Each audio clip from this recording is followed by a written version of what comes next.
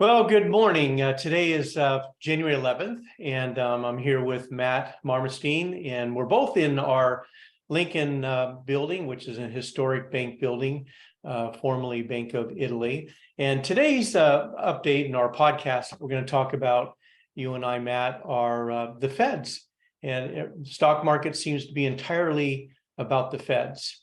And all last year, we saw big updates. November 10th and 11th, the market was up.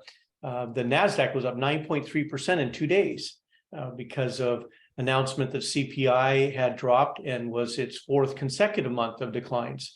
And then this year, we've seen a very nice decline just on January 6th, again, because of news on inflation. So it seems to be all Fed focused. And yeah, that was definitely the theme this year. Yeah, absolutely. And so a couple of things that we wanted to point out is that Jerome Powell has kind of taken a different approach of being the chairman of the Federal Reserve and the Federal Open Market Committee. And one of his changes is communication.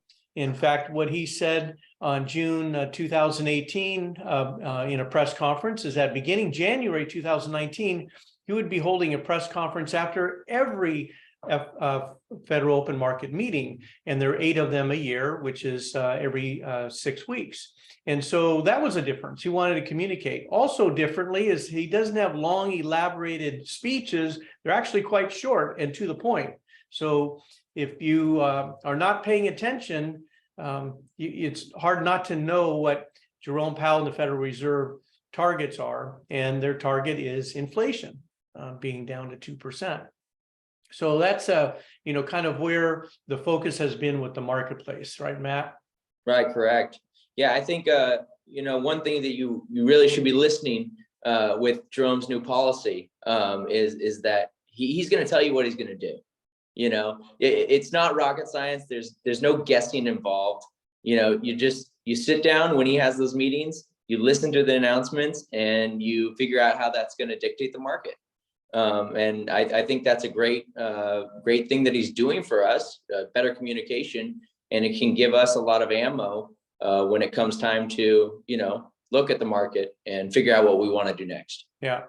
So the issue at hand now, since if we are in agreement that the Fed is a key factor for investors and how they're going to invest their money and when they're going to invest their money, there's a significant amount of money that's been reported on the sidelines in cash. Waiting to see more favorable market conditions. So the question is that if it's all about the Feds and it's all about the Feds watching inflation, where is inflation? And so this update in this podcast, we're talking about the last 10 to 12 months, if not maybe the last 1 to 3 years, how it's been such a unique time period.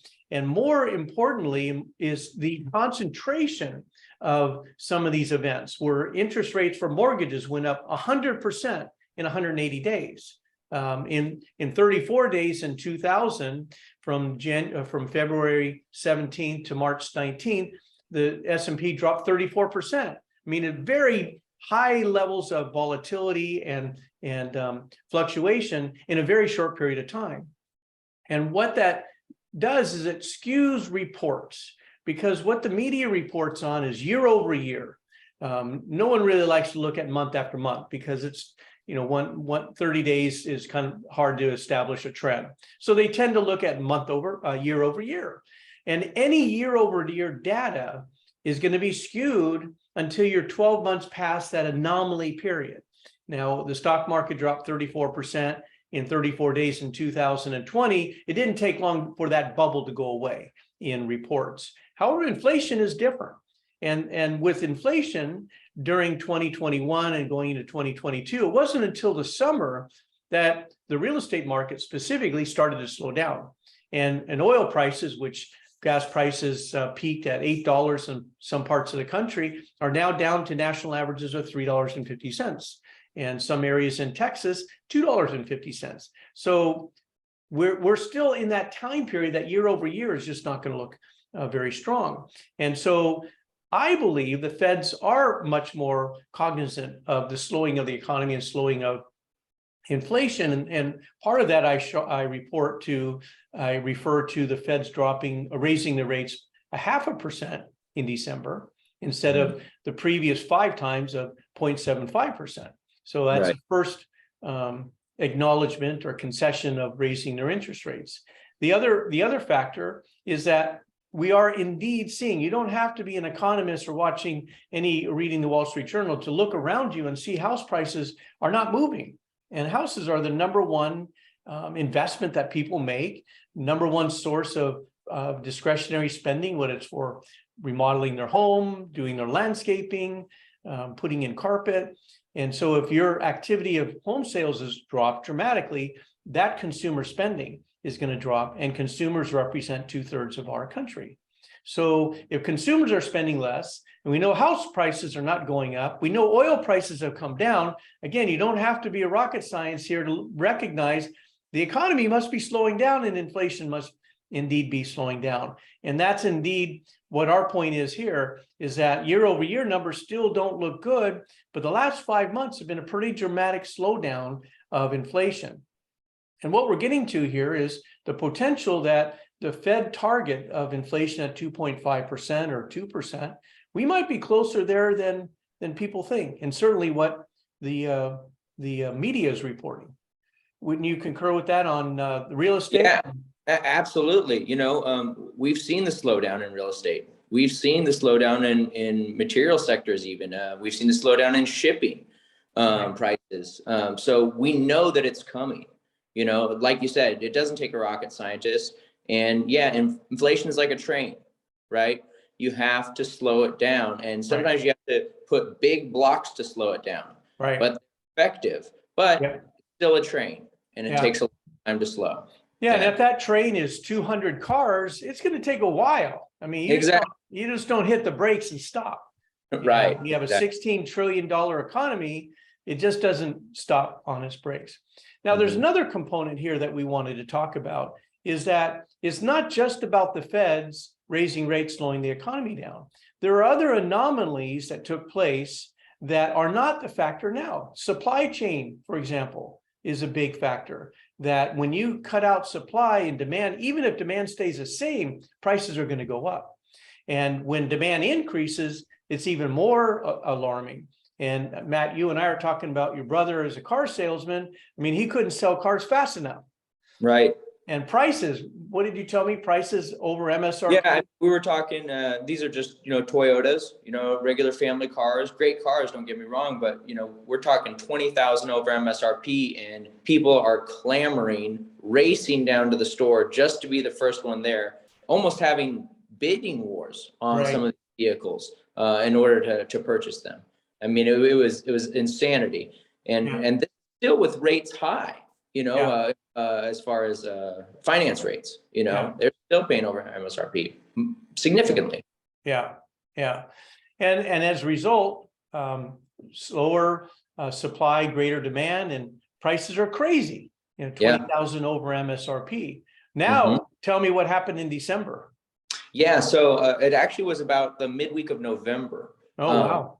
And it almost grinded to a halt. People could be getting, ready for the holidays and stuff like that. But it's continued now into January, where they are not able to close with these, giant increases above MSRP. And they're selling cars closer to MSRP now. They're still a little bit above, but I mean, a dramatic drop, and a dramatic drop in traffic to the store. Right. And in regards to real estate, I was reading this morning at CNBC that applications for purchases are down 85% from last year. Yeah, absolutely. Yeah, Wells Fargo had a 90% decline in mortgage origination. Right.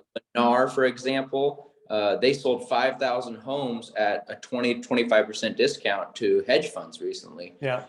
What's interesting about that is Lennar has a rental fund themselves. So if Lennar is selling those to hedge funds, that means Lennar doesn't even think they're a good deal at 25% off. Yeah. So I think we still have some softening coming. Yeah. And real estate, talking about trains, that's a long train. And when you see it coming to a halt that fast, it's only a matter of time that you start seeing softening in prices. But at a minimum, what Jerome Powell, he doesn't want disinflation or prices going down. He just wants to slow down price increasing. And he'd like to keep that around a target of 2%. But when we see loan originations dropping 85%, that's certainly going to slow down price increases of real estate, if not maybe create a softness. I don't see a recession in real estate, but I certainly see a stagnation in prices in real estate.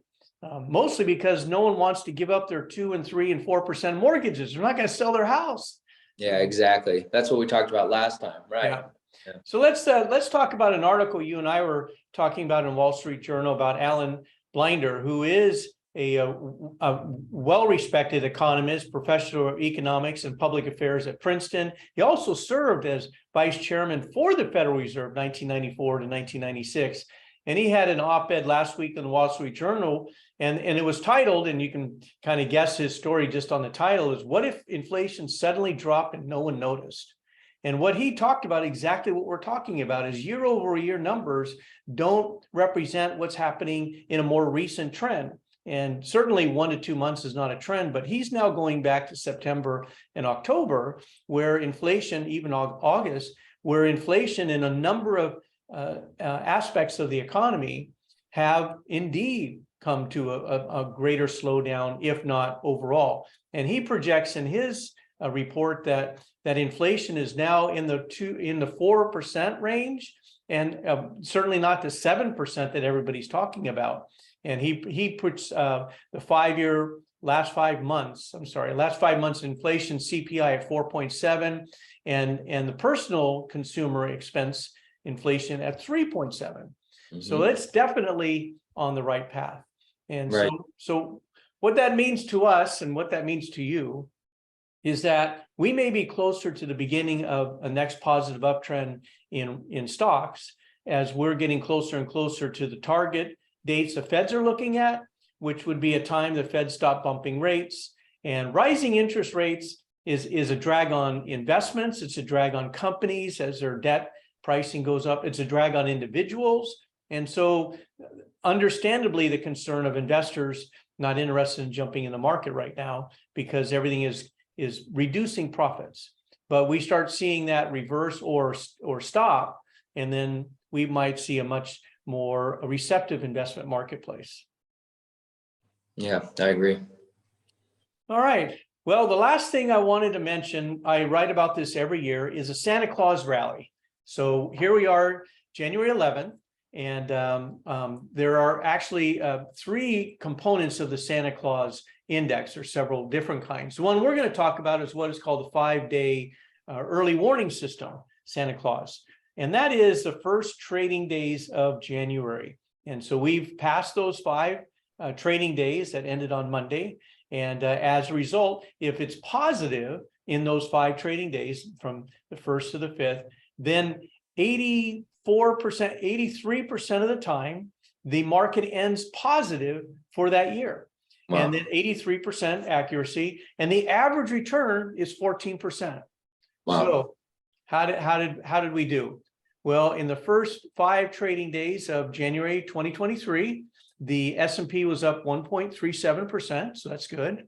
The Dow Jones was up 1.12%, which is also very good. And then most importantly, NASDAQ, which has been what's down 32% last year, the hardest hit sector in the US, or one of the hardest hit sector, and it outperformed all the other 2 major indices with an increase of 1.62%.